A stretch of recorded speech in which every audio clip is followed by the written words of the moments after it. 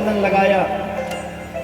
भगवान प्रसन्न हो गए, अष्टवक्रा के समीप गए, अपने दाहिने पैर का अंगूठा उस अष्टवक्रा के पैर के अंगूठे से लगाया, पैर पर अंगूठा रखा और यहाँ ऐसे दाहिने हाथ के अंगूठे को लगा करके हल्का सा ऐसे किया। आज वह अष्टवक्रा परम सुंदरी बन गई। ये है भगवान की कृपा। भगवान की शरणागति को जो प्राप्त कर लेता है, सारे मनोरथ उसके पूर्ण हो जाते हैं। उसके उपरांत में हे परीक्षित, एक माली पर भी भगवान ने बड़ी कृपा करी, सभी को पुष्पमाला धारण करवाई और पुष्पमाला को धारण कराने के उपरांत में धीरे धीरे करके आगे बढ़ रहे हैं। भगवान मन में विचार कर रहे हैं कि ये दुष्ट जो मामा है, इसने हमें सही भाव से तो बुलाया नहीं है, ये जरूर हमारा मल्ल युद्ध देखेगा, अर्थात ये हमें मारने के बहुत प्रयास करेगा। उन्हीं प्रयासों में आज गोविंद कंस के द्वारा जो प्रदत्त सैनिक हैं, उनके ऊपर कृपा करना प्रारंभ कर दिए। सबसे पहले महाराज जो रंगभूमि बनी है, उस रंगभूमि के द्वार पर दो भयंकर बलशाली हाथी खड़े प्रतीक्षा कर रहे हैं कि कब कृष्ण आवे, कब बलराम आवे और हम अपनी सूंड में लपेट करके कब उनको मृत्यु प्राप्त कराएं। इन हाथियों में 10,000 हाथियों का बल है, जितने बलवान। भगवान ने बलराम जी के तरफ देखा, विचार किया, बोले क्या इनसे कुछ करोगे? बोले इनसे कुछ करने की जरूरत नहीं है, एक काम करो, एक को तुम पकड़ो, एक को हम, इनको काम करो बराबर। दौड़ते हुए गए, एक ने बलराम जी ने एक हाथी कुबलिया पीड़ की सूंड को पकड़ लिया महाराज। भगवान ने भी सूंड को पकड़ करके घुमा करके पृथ्वी पर मारा, दोनों का उद्धार हो गया। रंगभूमि में प्रवेश कर गए भगवान, और रंगभूमि में प्रवेश करने के उपरांत में उन्होंने वहां रंगभूमि में जो मल्ल युद्ध करने के लिए चाणूर और मुष्टिक नाम के दो महाबलशाली पहलवान हैं, उनको खड़ा कर रखा है। बोले मेरे आने से पहले तुम्हारा सामना होगा, तुम ही निपटा देना। खुद ऊंचे आसन पर बैठा है कंस। भगवान मन में विचार कर रहे हैं कि इन लोगों से इतनी सारे समय बर्बाद करने में कोई लाभ नहीं है, फटाफट इनका उद्धार करो। आज बलराम जी और भगवान कृष्ण ने चाणूर और मुष्टिक को पकड़ करके पृथ्वी पर दे मारा और उनका कल्याण कर दिया। बोलिए बाल मुकुंद भगवान की जय हो। कंस ये सारा वृतांत देख रहा था, घबराने लगा, बोले अब क्या होगा? ऊंचे सिंहासन पर बैठा हुआ है।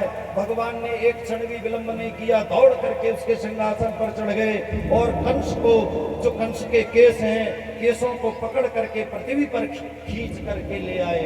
और जैसे ही केसों को पकड़ा तो मालूम है कंस क्या कहता है, अरे लाला, अरे कृष्ण सुनो सुनो सुनो, अगर तुम्हें बात करनी है तो तरीके से करो, ये क्या हाथापाई करने की आवश्यकता है? अरे तुमने मेरे केसों को पकड़ लिया, तुम्हें पता नहीं है कृष्ण कितना कष्ट हो रहा है।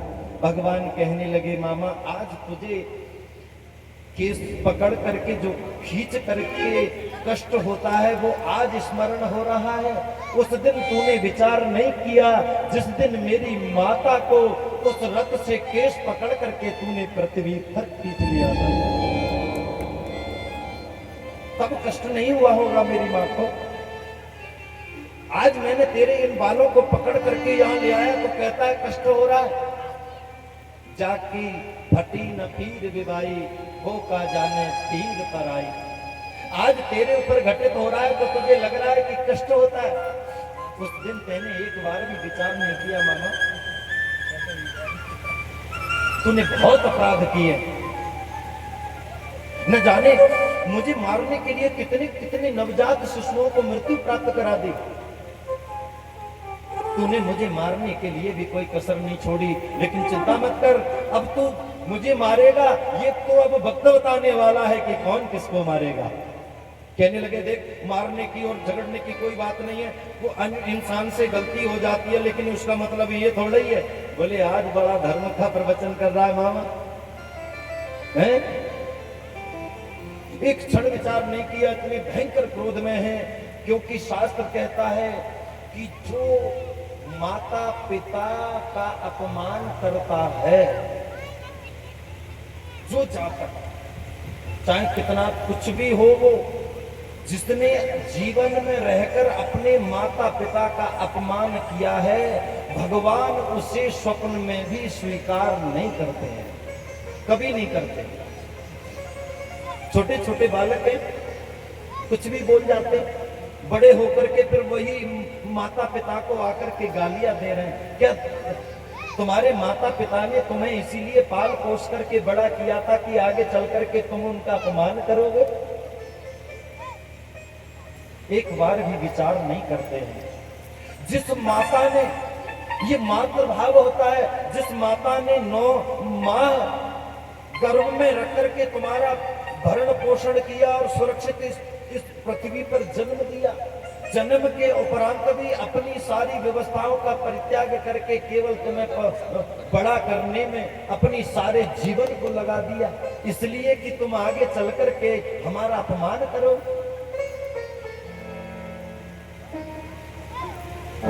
कोई कितना भी पढ़ ले, कितना भी विद्वान हो जाए, जिसने जीवन में रहकर के माता पिता का अपमान किया है, परमात्मा उसे कभी स्वीकार नहीं कर सकता।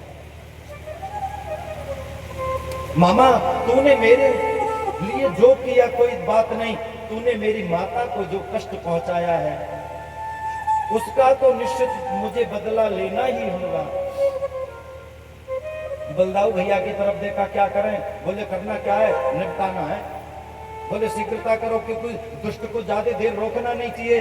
दोनों भगवान बलराम और भगवान कृष्ण आज कृष्ण पर प्रहार करने लगे और उस कृष्ण और बलराम के प्रभाव से यह दुष्ट कंस मृत्यु को प्राप्त हो गया। बोलिए कंस वधकारी भगवान की।